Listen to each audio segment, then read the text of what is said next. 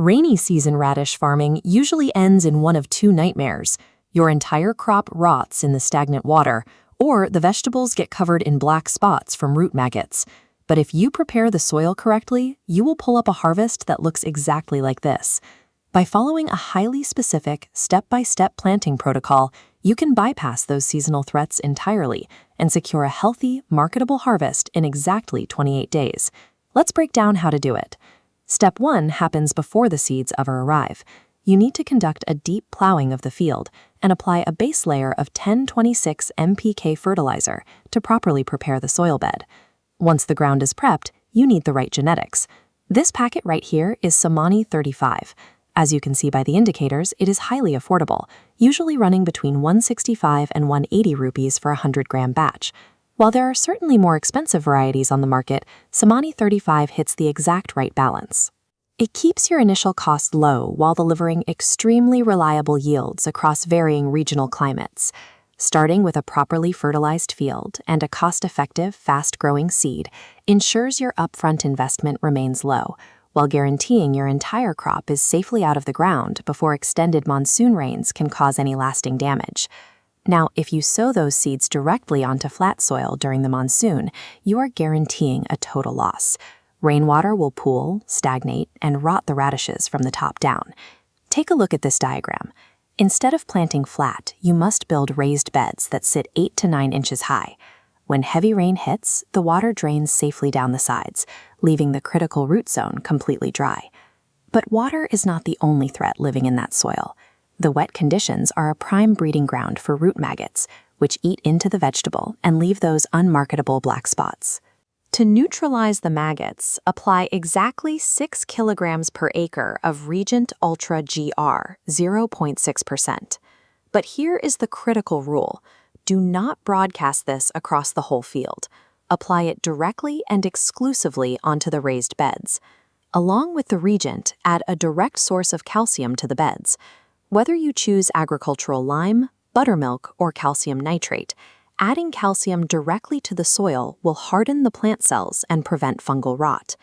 By physically elevating the crop to guarantee drainage and chemically treating only the soil the plant actually touches, you build an impenetrable fortress against both water rot and soil-borne insects.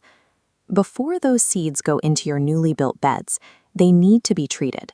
Dropping raw, unprotected seeds into monsoon soil is an open invitation for early-stage fungus.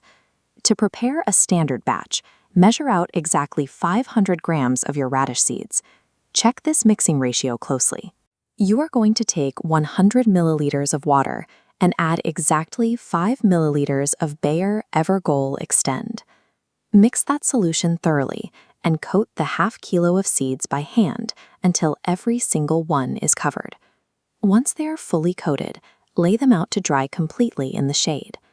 Pre-coating the seeds acts as a protective microshield. It ensures the plant survives its most vulnerable stage, germination, without succumbing to early onset rot.